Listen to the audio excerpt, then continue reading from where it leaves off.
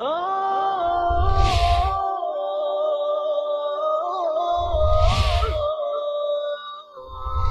حامل القرآن.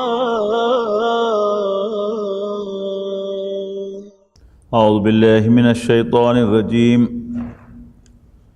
بسم الله الرحمن الرحيم. يا أيها الذين آمنوا لا تسألوا عن أشياء إن تبد لكم تسؤكم وإن تسألوا عنها حين ينزل القرآن تبد لكم عفى الله عنها والله غفور حليم. يا أيها الذين آمنوا، اے ایمان والو، لا تسألوا عن اشیاء ان تبد لکم تسؤکم، مت سوال کرو ان چیزوں کے بارے میں کہ جو اگر ظاہر کر دی جائیں تو تمہیں بری لگیں. وَإِن تَسْأَلُوا عَنْهَا حِينَ يُنَزَّلُ الْقُرْآنُ تُبْدَ لَكُمْ، اور اگر تم ان کے بارے میں پوچھو گے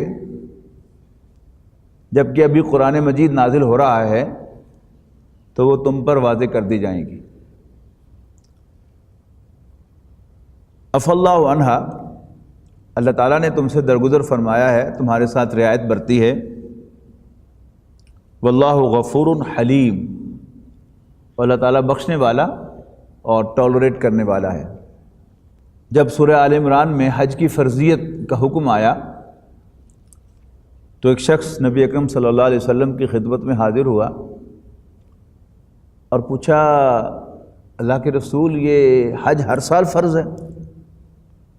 آپ نے خاموشی اختیار فرمائی اور منہ دوسری طرف فرما لیا. وہ ادھر آ گیا اور دوبارہ یہی سوال کیا کہ اللہ کے رسول کیا حج ہر سال فرض ہے؟ آپ نے پھر توجہ نہیں فرمائی اور منہ موڑ لیا. جب تیسری دفعہ اس نے آ کر سوال کیا تو آپ ناراض ہوئے. تو آپ نے فرمایا کہ تم دیکھ نہیں رہے کہ میں تمہاری بات کا جواب نہیں دے رہا؟ اللہ تعالیٰ نے جن باتوں میں خاموشی اختیار فرمائی ہے اس میں تمہارا فائدہ ہے، لیکن جب تم بار بار سوال کرو گے تو پھر جواب دے دیا جائے گا اور پھر تم مشکل میں پڑ جاؤ گے. تو آپ نے فرمایا کہ اگر میں ہاں کہہ دوں تو پھر قیامت تک کے لیے ہر مسلمان کے لیے حج کرنا فرض ہو جائے. جو کر سکتا ہے کرے، لیکن میں جان بوجھ کر اس پر سکوت اختیار کر رہا ہوں تاکہ امت پر کوئی مشکل نہ کھڑی ہو جائے. بعض لوگوں کی عادت ہوتی ہے کہ وہ کھود کھرید کرتے ہیں، سوال پر سوال پوچھتے رہتے ہیں اور اپنے لیے دائرہ تنگ کرتے چلے جاتے ہیں. آگے ذکر آ رہا ہے بنی اسرائیل کا کہ انہوں نے یہ روش اختیار کی حضرت موسیٰ علیہ السلام کے ساتھ، یا اور بھی پیغمبروں کی امتیوں نے یہ کام کیا ہوگا جس کی طرف آگے اشارہ آ رہا ہے. دین کا تقاضا کیا ہے کہ دین جب جو حکم مل جائے انسان فوری طور پر اس پر عمل کرے تو اس کے لیے وہ پورا کا پورا ادا ہو جائے گا.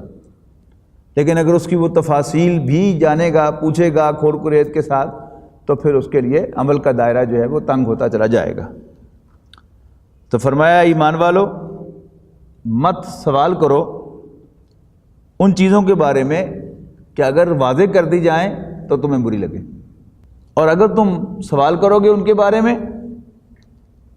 جبکہ ابھی قرآن مجید نازل ہو رہا ہے تبد لکم، تو تم پر واضح کر دیا جائے گا ان کو.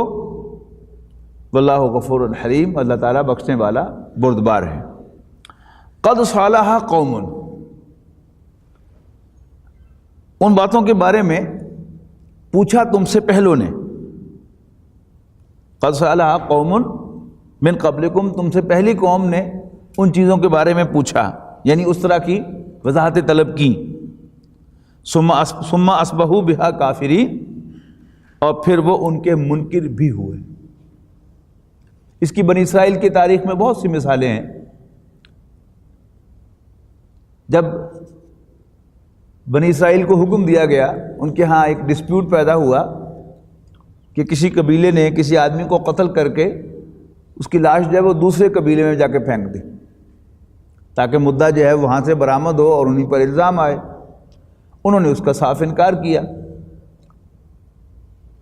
حضرت موسیٰ علیہ السلام کے سامنے کیس آیا تو انہوں نے اللہ تعالیٰ سے درخواست کی، تو اللہ تعالیٰ نے کہا کہ ان سے کہو کہ ایک گائے ذبح کریں اور پھر اس کے گوشت کا ایک ٹکڑا جو ہے یہ لاش کے ساتھ آ کر مس کریں، تو مردہ خود اٹھ کے بتائے گا کہ میرا قاتل کون ہے۔ اب اگر بنی اسرائیل فوراً اس کی کمپلائنس کرتے، کوئی بھی گائے ملتی اس کو ذبح کرتے اور اس کے گوشت کا ٹکڑا مس کرتے، وہیں پر معاملہ پورا ہو جاتا۔ انہیں سوال پر سوال داغا کہ وہ گائے کیسی ہو، کس رنگ کی ہو، شکل کیسی ہو، اور کچھ بارے اس کے بارے میں بتائیں کہ وہ کیسی ہے تاکہ ہم اس کو ذبح کر سکیں۔ نتیجہ کیا نکلا؟ اللہ تعالیٰ جو ہے وہ جہاں میرا اور آپ کا مالک ہے، وہ اس پوری کائنات کا مالک بھی ہے اور اس کا چلانے والا بھی ہے۔ اللہ تعالیٰ اپنے کاموں میں سے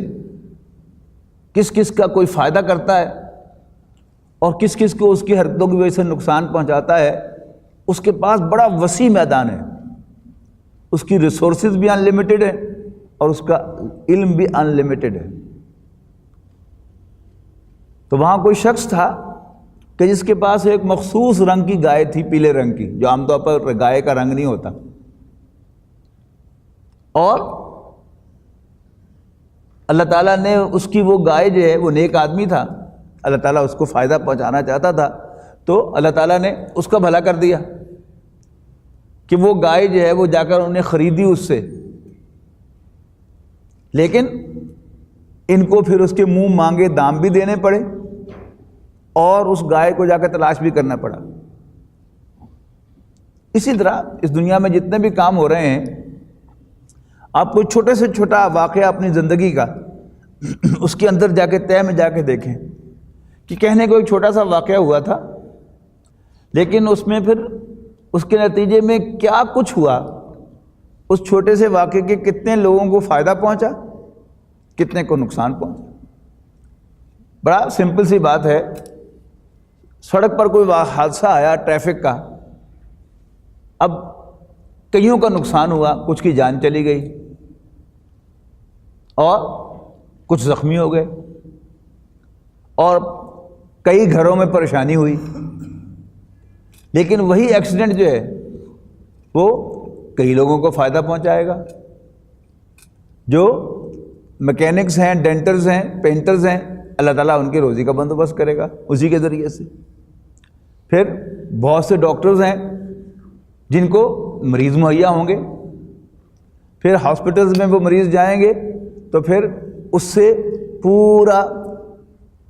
ایک پرچیز کا دفتر کھلے گا کہ ان مریضوں کے لیے دوائیاں پرچیز ہوں گی، ان مریضوں کے لیے ایکوپمنٹ پرچیز ہوگا۔ پھر یعنی یہ تو چند موٹی موٹی وہ چیزیں ہیں کہ جو ہماری سمجھ میں آ رہی ہیں، لیکن اللہ تعالیٰ جو ہے وہ کیسے کیسے بندوبست کرتا ہے لوگوں کے، اس کا ہمیں کوئی اندازہ نہیں ہے۔ تو کھود کرید میں نہ جانا، دین کے موٹے موٹے احکام پر عمل کرنا، اگرچہ صحیح عمل کی نیت سے، یعنی اللہ تعالیٰ کی نبی کی موجودگی کے بعد، وحی کے آنے کے بعد عمل کرنے کی نیت سے تفصیل پوچھنا کوئی بری بات نہیں ہے۔ یہاں خاص طور پر جس چیز کی ممانعت آ رہی ہے وہ کیا ہے کہ جب اللہ کے پیغمبر موجود ہوں، وحی نازل ہو رہی ہو، قرآن مجید کا نزول ہو رہا ہو، اس وقت جب پوچھا جائے گا تو پھر اسپیسیفائی کیا جائے گا، جبکہ اب وہ اندیشہ نہیں ہے۔ لیکن انسان کا ایک جنرل طرز عمل کیا ہونا چاہیے، وہ یہ ہے کہ اس کی نیت عمل کرنے کی ہو، اور پھر جو ہی حکم ملے وہ اس کی کمپلائنس کر دے، اللہ تعالیٰ کے ہاں وہ ضرور قابل قبول ہوگا، اس لیے کہ اس نے خلوص نیت کے ساتھ اللہ کا حکم ملتے ہی اس کی کمپلائنس کر دی، اس پر عمل کر دیا۔ یہ ایک حصے کا ترجمہ رہ گیا عفا اللہ عنہا، اللہ تعالیٰ نے اس سے درگزر فرمایا، یعنی تمہاری جو یہ حرکت ہے اللہ تعالیٰ اس کو اگنور کر رہا ہے، اور اے مسلمانوں تمہاری سرزنش نہیں کر رہا اس پر، تمہیں کوئی سزا نہیں دے رہا اس پر، لیکن تم مستحق ہو اس چیز کے کہ تمہیں اس پر سزا دی جائے اور چیزوں کو کھولا جائے اور تمہیں مشکل میں ڈالا جائے، اس لیے کہ تم خود آپٹ کر رہے ہو کہ جی ہمیں آسانی نہیں، ہمیں مشکل چاہیے۔ قد صالح قوم من قبلکم ثم اصبحوا بها کافرین، اور تم سے پہلے ایک قوم نے سوال پوچھے تھے اس طرح کے، اور پھر اس کے بعد وہ اس کے منکر ہو گئے، انہوں نے اس پر عمل نہیں کیا۔ اس کی مثال بھی کیا ہے کہ بنی اسرائیل کو بھی ہماری طرح جمعے کا دن دیا گیا تھا اجتماعی عبادت کے لیے اور وعظ و نصیحت کے لیے، لیکن انہوں نے آپٹ کیا کہ نہیں موسیٰ ہفتہ کیوں نہیں؟ تو حضرت موسیٰ علیہ السلام نے اللہ تعالیٰ سے دعا کی، تو اللہ تعالیٰ نے کہا کہ پھر ٹھیک ہے ہفتہ لے لو، لیکن if day of your choice, timings of our choice، پھر تمہیں سارا دن طلوع آفتاب سے لے کر غروب آفتاب تک کوئی دنیاوی کام کرنے کی اجازت، دنیاوی کاروبار کرنے کی اجازت نہیں ہوگی، ٹھیک ہے نا؟ ہمیں تو حکم کیا ہے، جمعے کے دن جب اذان ہو جائے تو کاروبار چھوڑ دو، سودا بیچنا چھوڑ دو اور مسجد میں حاضر ہو جاؤ واعظ سننے کے لیے، اور جو ہی نماز ختم ہو جائے تو زمین میں پھیل جاؤ اور اللہ کا رزق تلاش کرو۔ انہیں بھی ایسا ہی حکم تھا اور جمعے کا دن تھا، لیکن انہوں نے جان بوجھ کر اس میں دن تبدیل کروایا، اور پھر اللہ تعالیٰ نے ان پر سخت معاملہ فرمایا۔ اور یہ جو فرمایا درمیان میں عفا اللہ عنہا، اللہ تعالیٰ نے ان سے درگزر فرمایا، یہ وہی ہے کہ رسول اللہ صلی اللہ علیہ وسلم نے خاموشی اختیار کی۔ اللہ تعالیٰ نے بھی اگر مسلمانوں نے کوئی ایسے سوال پوچھے بھی ہیں تو بالعموم جو ہے اللہ تعالیٰ نے اس میں خاموشی اختیار کی ہے۔ اچھا، اس سوال کے ایسے سوال کو پوچھتے ہوئے یہ بات ذہن میں رہنی چاہیے، اس کو ایک حدیث میں بیان کیا گیا ہے کہ الحلال بین والحرام بین، حلال بھی واضح ہے اور حرام بھی واضح ہے، اور اس کے درمیان کچھ مشتبہات ہیں، کچھ گرے ایریا ہے۔ کہیں الفاظ آئے ہیں وَسَكَتَ عَنْ أَشْيَاءٍ مِنْ غَيْرِ نِسْيَانٍ، اللہ تعالیٰ نے بعض چیزوں کے بارے میں سکوت اختیار کیا ہے، خاموشی اختیار کی ہے، بھول کر نہیں۔ دیکھیے میں کوئی بات کہہ رہا ہوں اور میں کوئی چیز جو ہے وہ omit کرتا ہوں تو اس میں کئی امکانات ہیں، ممکن ہے مجھے پتہ ہی نہ ہو، ہے نا امکان اس بات کا، یا میں بیان کرنے سے بھول جاؤں، اس کا بھی امکان ہے، اور خامیوں اور کوتاہیوں کے بے شمار زاویے ہو سکتے ہیں کہ جن میں میرے بیان میں کوئی کمی، کوئی کوتاہی، کوئی خامی، کوئی خرابی رہ جائے۔ لیکن یہ ذہن میں رہنا چاہیے کہ اللہ اور اس کے رسول کے کلام میں کہیں کوئی نسیان کا پہلو، بھول کا پہلو نہیں ہوتا۔ اللہ تعالیٰ بھول گیا بیان کرنا، نو، اللہ تعالیٰ نے جان بوجھ کر ہمارے فائدے کے لیے اس معاملے میں سکوت اختیار کیا ہے، اور اسی میں ہمارا بھلا اور ہماری خیر ہے۔ ما جعل اللہ من بحیرۃ وصائبۃ ولا وسیلۃ ولا حام ولکن الذین کفروا یفترون علی اللہ الکذب واکثرهم لا یعقلون۔ اللہ تعالیٰ نے جن چیزوں کو محترم قرار دیا ہے وہ کیا ہیں؟ بیت اللہ، حرمت والے مہینے، اور ہدی کے جانور جو خانہ کعبے کے قربانی کے لیے ہوں، اور وہ جانور جن کے گلوں میں پٹے ڈالے گئے ہوں نشانی کے طور پر کہ یہ ہدی کے جانور ہیں، یہ کیا ہیں؟ یا اللہ تعالیٰ نے بیت الحرام سے متعلق جو جگہیں ہیں، مثلا صفا مروہ ہے،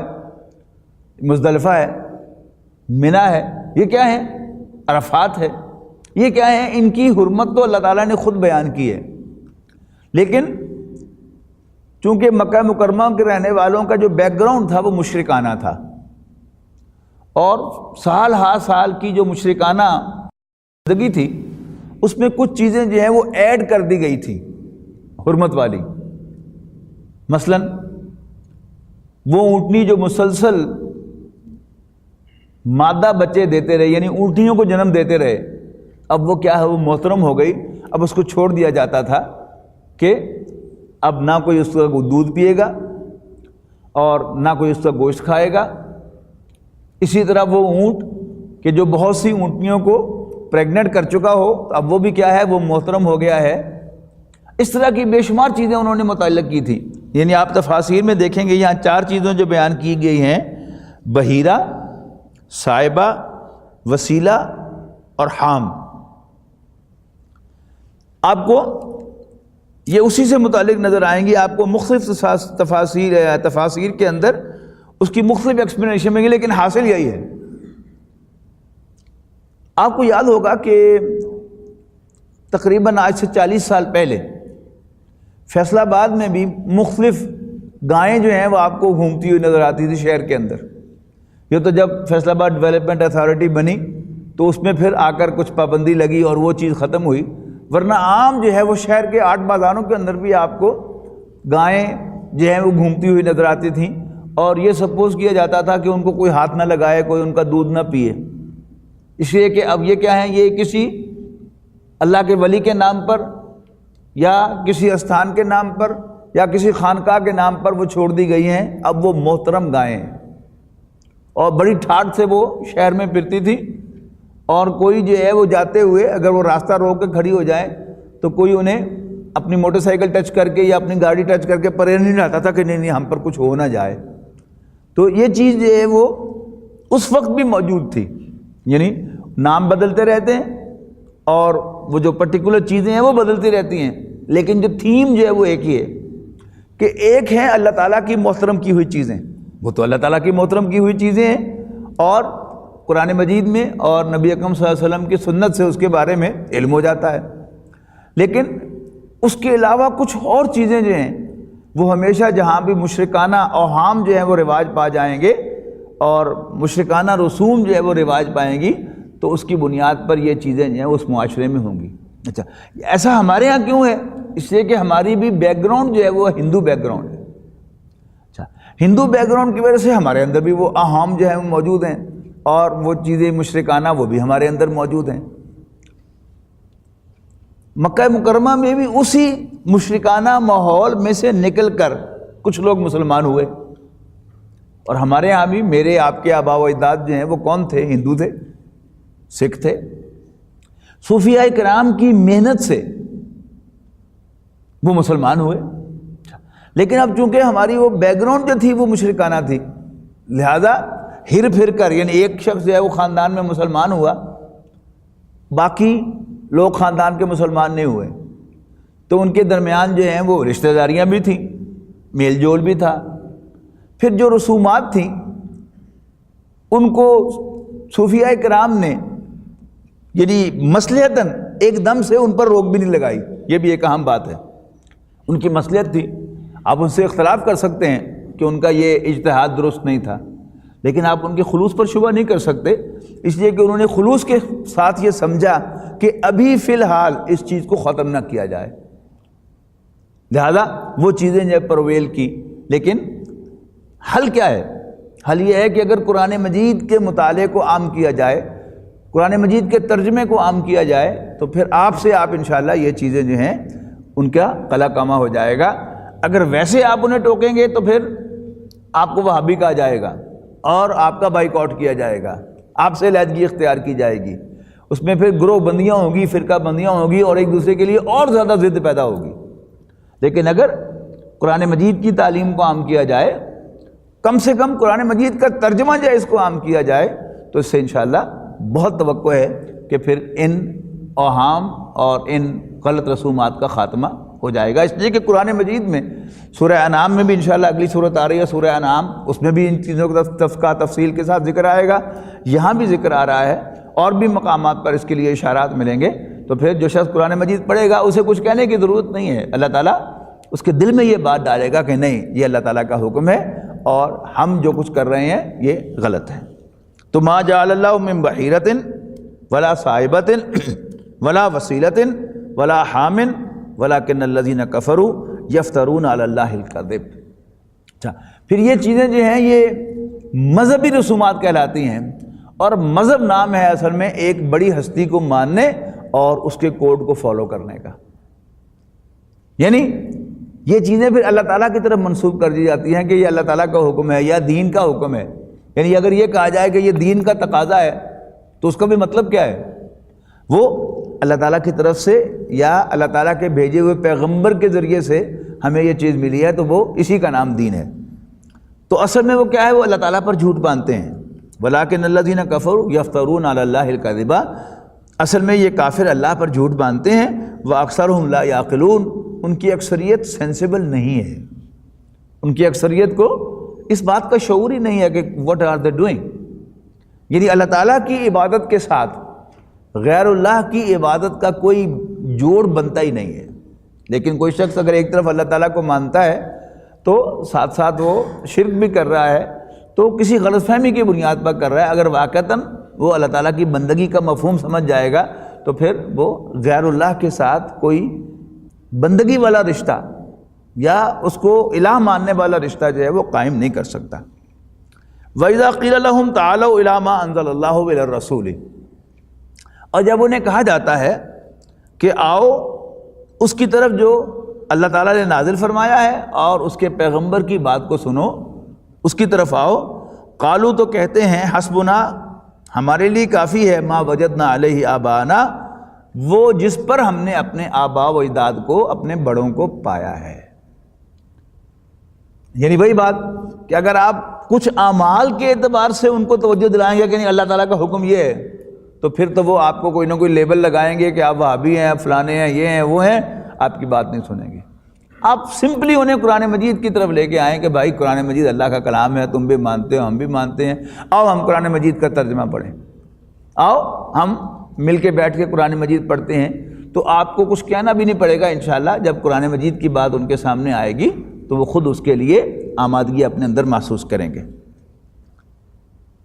وَلَوْ كَانَ آبَاؤُهُمْ لَا يَعْلَمُونَ شَيْئًا وَلَا يَهْتَدُونَ، خواہ ان کے آبا و اجداد، ان کے بڑے نہ کچھ جانتے ہو نہ ہی ہدایت یافتہ ہوں، پھر بھی وہ ضد کرتے ہیں کہ ہم ان کی بات مانیں گے۔ یا ایھا الذین آمنوا علیکم انفسکم، اے ایمان والو تم پر اصل ذمہ داری خود اپنی ہے، یعنی میں نے اپنا محاسبہ فیس کرنا ہے اور آپ سب نے اپنا اپنا محاسبہ فیس کرنا ہے۔ اجتماعی محاسبہ نہیں ہے قیامت کے دن، بہت واضح کیا گیا سورۃ مریم میں کہ کلہم آتیہ یوم القیامت فردا، انسانوں میں سے ہر ایک اللہ تعالیٰ کے حضور آئے گا ایز این انڈیویجول، فرد کی حیثیت سے، جماعت کی حیثیت سے نہیں۔ اور اسی سے اس اہم اور مشہور حدیث کا مسئلہ بھی حل ہو جاتا ہے کہ 73 فرقے 72 فرقے 73 فرقے ہوں گے نبی اکرم صلی اللہ علیہ وسلم کی امت کے، آپ نے فرمایا، اور ان میں سے نجات پانے والا ایک فرقہ ہوگا۔ اب وہ جو ایک ہے وہ قیامت کے دن نیا بنے گا، سمجھ لیجئے کہ تمام فرقوں کے اندر جو بھی مخلص مسلمان ہوں گے، جو اللہ اور اس کے رسول کے راستے پر چلنے کے خواہش مند ہوں گے، اسی کو پرسو کر رہے ہوں گے، وہ اس دن ایک فرقہ ہوں گے اور وہ سب کے سب نجات پائیں گے، اس لیے کہ قیامت کے دن محاسبہ جماعتوں کا نہیں ہے بلکہ افراد کا ہے۔ اور تمام جماعتوں کے اندر جو وہ افراد ہیں جو آپ نے فرمایا کہ ما انا علیہ واصحابی، جو اس راستے پر ہوں گے جس پر میں اور میرے صحابہ چل رہے ہیں، تو وہ تمام فرقوں میں سے وہاں سے نکل کے آئیں گے اور اللہ کے ہاں وہ کامیاب قرار پائیں گے۔ اے ایمانور تم پر اصل ذمہ داری تمہاری ہے، کوئی نہیں نقصان پہنچا سکے گا تمہیں، اذا من ضل، جو گمراہ ہو وہ تمہیں کوئی نقصان نہیں پہنچا سکے گا، اذا اہتدیتم، جب تم خود سیدھے راستے پر ہو، خود ہدایت پر ہو۔ یعنی ہم میں سے ہر شخص کا کام کیا ہے؟ دوسروں کو گائیڈ کرنا، دوسروں کو دین کی طرف دعوت دینا۔ اب اگلا بندہ جس کو آپ نے دعوت دی ہے وہ مانے یا نہ مانے، وہ اگر گمراہی کو آپٹ کرے تو اس کی گمراہی آپ کا کوئی نقصان نہیں کر سکے گی۔ اگر آپ نے اپنا فرض ادا کر دیا ہے تو آپ کامیاب ہیں، تو کسی کی گمراہی آپ کا کچھ نہیں بگاڑ سکے۔ الی اللہ مرجعکم، اللہ تعالیٰ کی ہی کے حضور تم سب کا لوٹنا ہے۔ فینبئکم بما کنتم تعملون، پھر وہ تمہیں جتلائے گا کہ تم کیا کیا حرکتیں کرتے رہے ہو۔ یعنی ایک ہے ہمارا ایک دوسرے کو مطمئن کرنا، کہ میرے اندر جو کھوٹ ہے وہ مجھے تو معلوم ہے، آپ کو معلوم نہیں ہے۔ ہاں، آپ پر میں ذرا چرب زبانی سے واضح کروں گا کہ نہیں میں ہدایت پر ہوں اور میں ٹھیک ہوں، میرا مطلب یہ ہے، لیکن میں اپنے ضمیر کو مطمئن نہیں کر سکتا، اللہ تعالیٰ کو بھی دھوکہ نہیں دے سکتا۔ بدقسمتی سے ایک بہت بڑی خرابی ہے اس لیے کہ شیطان ہمارا پیچھا نہیں چھوڑتا۔ ہم میں سے کوئی شخص دین کی طرف آتا ہے تو شیطان جو ہے اس کی طرف زیادہ متوجہ ہوتا ہے کہ اس کو گمراہ کر کے چھوڑنا ہے۔ جس نے گمراہی آپٹ کی ہوئی ہے وہ تو شیطان کا ساتھی بن چکا، لیکن جو شیطان سے دامن چھڑا کر ہدایت کے راستے پر آتا ہے تو شیطان اس کا پیچھا کرتے ہوئے اس کو گمراہ کرنے کی کوشش کرتا ہے، کبھی آگے سے، کبھی پیچھے سے، کبھی دائیں سے، کبھی بائیں سے۔ میں کر رہا تھا کہ جو دیندار ہو جاتا ہے شیطان اس کا پیچھا کرتا ہے اور اسے مختلف طریقوں سے گمراہ کرتا ہے۔ زمانہ طالب علمی کی بات ہے، کالج میں کوئی بات ہوئی اور ہمارے ایک دوست نے مجھے آ کر ہاسٹل میں متوجہ کیا اس کام کی طرف، اس بات کی طرف، تو میں نے ارگو کیا تو اس نے مجھے بڑی پتہ کی بات کہی، اللہ اس کو خوش رکھے۔ اس نے کہا سمی بات یہ ہے کہ ہم عام لوگ بھی غلطی کرتے ہیں اور تم مولوی لوگ بھی غلطی کرتے ہو، فرق صرف یہ ہے کہ ہم عام لوگ غلطی کر کے شرمندہ ہوتے ہیں اور تم مولوی لوگ غلطی کر کے اس کے حق میں دلیل لاتے ہو۔ Very true. اب وہ دلیل لا کر میں آپ کو مطمئن کر سکتا ہوں، لیکن اللہ تعالیٰ کو دھوکہ نہیں دے سکتا۔ اللہ تعالیٰ کو معلوم ہے کہ میں نے کیا کیا تھا، کس ارادے سے کیا تھا، لہذا میرا محاسبہ اللہ تعالیٰ کے ہاں تو اللہ تعالیٰ کے اس علم کے مطابق ہوگا۔ یہ وہ بات ہے جو یہاں کہی جا رہی ہے کہ فَيُنَبِّئُكُمْ، بس وہ تمہیں جتلائے گا بِمَا كُنتُمْ تَعْمَلُونَ، کہ تم کیا کیا حرکتیں کرتے رہے ہو۔ یا ایھا الذین آمنوا شہادۃ بینکم اذا حضر احدکم الموت حین الوصیۃ اثنان ذوی عدل منکم او آخران من غیرکم۔ اے ایمان والو، جب تم میں سے کسی کو موت آئے تو شہادت کا نصاب تمہارے مابین یہ ہے وصیت کے وقت کہ تم اپنوں میں سے، یہاں مطلب کیا ہے، مسلمانوں میں سے، اثنان ذوی عدل منکم، دو با اعتبار یعنی ٹرسٹ وردی گواہ ڈھونڈو اپنے میں سے یعنی مسلمانوں میں سے، او یا اگر اپنے میسر نہ ہو وآخران من غیرکم تو پھر دوسروں میں سے بھی ڈھونڈ سکتے ہو۔ یعنی اگر تو موت آ رہی ہے گھر میں تو سارے عزیز و اقارب موجود ہیں، تو عزیز و اقارب میں سے جو ذرا زیادہ ٹرسٹ وردی آدمی ہوں دو، ان کو چاہیے کہ انسان ان کو گواہ بنا لے وصیت کرتے ہوئے کہ بھئی میرے مال میں اس طریقے سے یہ اس کو ڈسپوز آف کرنا ہے۔ جو خاندان میں سے جانے پہچانے جن پر لوگ بھی ٹرسٹ کرتے ہوں بھی مسلمان اور ٹرسٹ بھی کیے جانے والے ہوں، ان کو مقرر کر دو۔ اگر میسر نہ ہو تو پھر جو غیروں میں سے، یہاں غیروں میں سے مراد جو ہے وہ اپنے قریبی خاندان کے لوگوں کے علاوہ دوسرے بھی ہو سکتے ہیں اور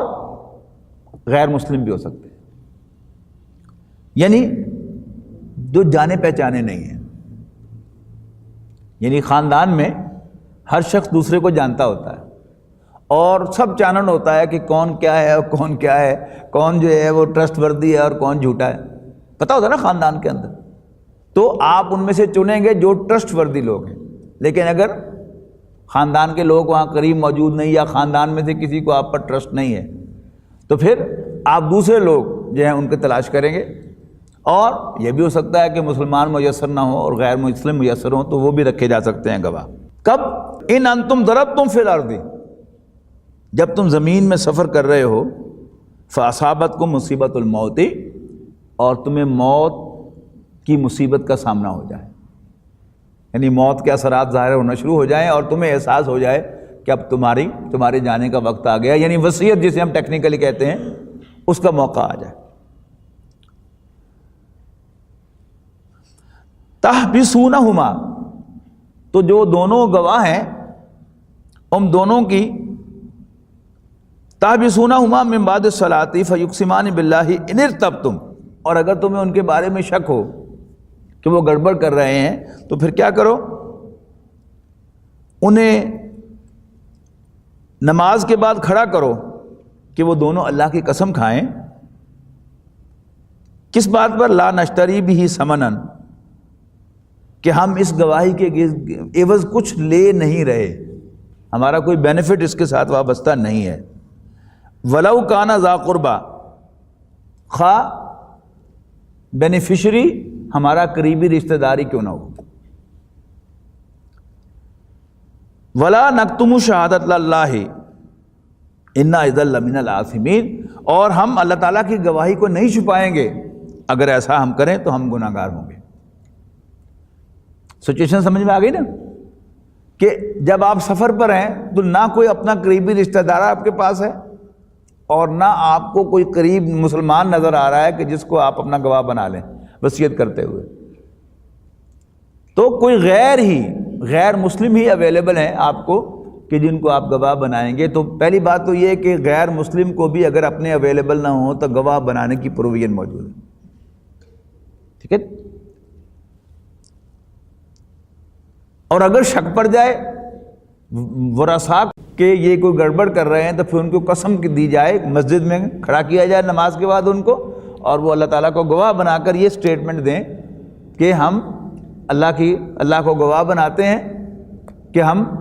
کوئی زیادتی نہیں کریں گے، طرفداری نہیں کریں گے، خواہ جو بینیفیشری ہے جس کے بارے میں ہم وصیت بیان کر رہے ہیں ہمارا کوئی قریبی رشتہ داری کیوں نہ ہو، اور اگر ہم ایسا کریں تو ہم گناہ گار ہوں گے۔ فَإِنْ أُثِرَ عَلَىٰ أَنَّهُمَا اسْتَحَقَّا إِثْمًا،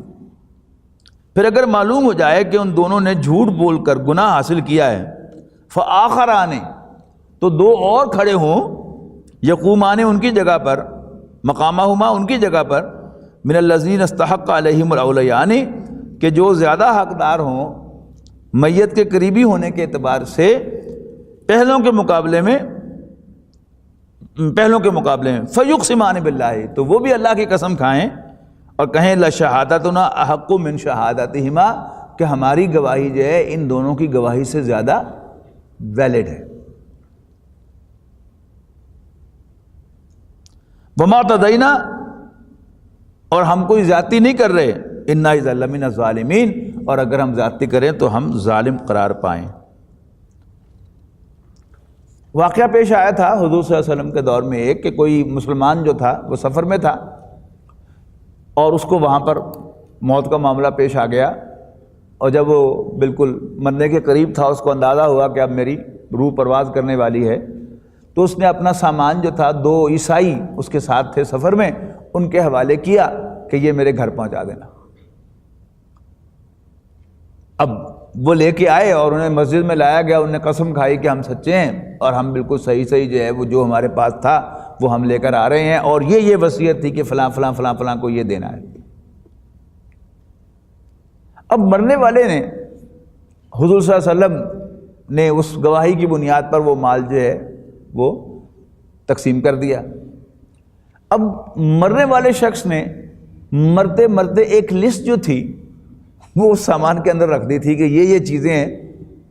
یعنی ایک تو انہوں نے گواہی ان کو دی، ان کی کسٹڈی میں دیا اور ان سے کہا کہ تم گواہ رہو کہ یہ تم نے پہنچانا ہے، لیکن ساتھ ہی اس نے ایک لسٹ جو ہے وہ بھی دے دی۔ اب اس میں ایک چاندی کے برتن کا ذکر تھا کہ جو اس سامان میں نہیں تھا، لہذا انہوں نے رسول اللہ صلی اللہ علیہ وسلم سے آ کر شکایت کی کہ جی ہمیں اس سامان میں سے یہ لسٹ ملی ہے اور اس میں یہ چیز جو ہے وہ نہیں ہے۔ لہذا رسول اللہ صلی اللہ علیہ وسلم سے کہا کہ تم اب، کیونکہ یہ تمہارا حق مارا گیا ہے اور تمہارے پاس یہ ثبوت جو ہے موجود ہے، تم یہ گواہی دو کہ یہ ہمارے باپ ہی کا سے ہینڈ رائٹنگ ہے اور یہ اس کی چیز ہے، اس کی وصیت ہے۔ تو بلایا تو واقعی وہ لوگ جو تھے وہ جنہوں نے وہ برتن جو تھا وہ چرایا تھا اس میں سے غائب کیا تھا، پھر انہوں نے لا کر پروڈیوس کیا اور کہا کہ بالکل واقعی ہماری نیت خراب ہوئی تھی اور ہم نے ایسا کیا تھا۔ اب یہ اصل بات کیا ہے کہ نبی اکرم صلی اللہ علیہ وسلم نے ایک مرتبہ فرمایا تھا کہ اگر کوئی شخص میری عدالت سے بھی کوئی جھوٹا ثبوت پیش کر کے، جھوٹی گواہی دے کر کوئی زمین کا ٹکڑا اگر لے جائے گا تو اسے یاد رکھنا چاہیے کہ وہ زمین کا ٹکڑا نہیں، وہ جہنم کا ایک ٹکڑا مجھ سے لے کر گیا۔ اس لیے کہ رسول اللہ صلی اللہ علیہ وسلم نے کبھی یعنی یہ کلیم نہیں کیا کہ میں ہر چیز کا جاننے والا ہوں، بلکہ وہ بات جو فرشتوں نے کہی پہلے پارے کے چوتھے رکوع میں آئے کہ سبحانک لا علم لنا الا ما علمتنا، اے اللہ تو پاک ہے، ہمیں کچھ علم نہیں مگر جتنا تو ہمیں دیتا ہے۔ یہی معاملہ انبیاء کرام کا ہے کہ اللہ تعالیٰ نے انبیاء کرام کو عام انسانوں کے مقابلے میں بہت علم عطا فرمایا ہے، لیکن بہرحال ان کے پاس بھی وہی علم ہے جو اللہ تعالیٰ انہیں عطا کرتا ہے۔ تو اس بات کا امکان موجود ہے کہ نبی جو ہے وہ جو فیکٹس اینڈ فگرز کی بنیاد پر جو فیصلہ دے اس میں کوئی کسی کا حق مار جائے یا کسی پر کوئی زیادتی ہو جائے، تو قرآن مجید میں وہ ساری پروویژنز دی گئی ہیں کہ اگر کوئی ایسا معاملہ ہو تو پھر اس کو کیسے ڈیل کرنا ہے۔ اس کی ایک بہت بڑی مثال جو ہے وہ یہاں پر اس واقعے کے حوالے سے آئی ہے۔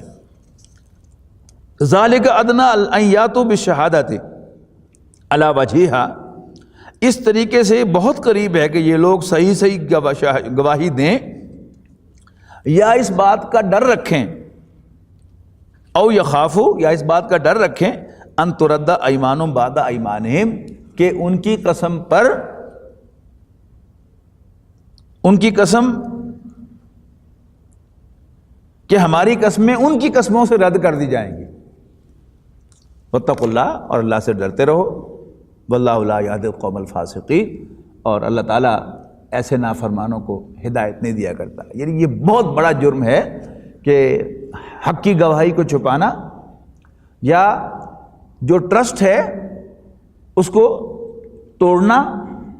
تو یہ بڑے بڑے جرائم میں سے، بڑے بڑے فسق و فجور کی چیزوں میں سے یہاں جو اب کیپشن لگایا گیا ہے واللہ لا یہدی القوم الفاسقین، یہ خاص طور پر اس حوالے سے لگایا گیا ہے کہ کوئی یہ بڑا آفینس ہے، بڑا جرم ہے، لہذا جب جرم میں کوئی اس حد تک پہنچ جائے جہاں تک انسان سے غلطی کا تعلق ہے، بڑے سے بڑے انسان سے بڑی غلطی ہو سکتی ہے، یہ کوئی بڑی بات نہیں ہے، لیکن جان بوجھ کر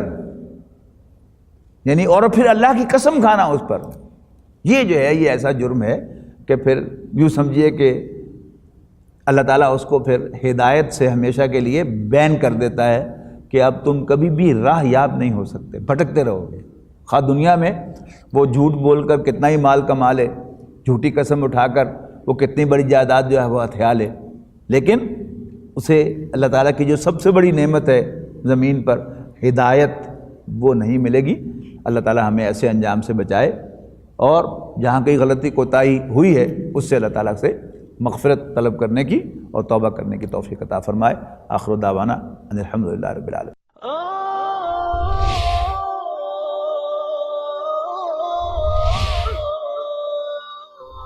يا حامل القرآن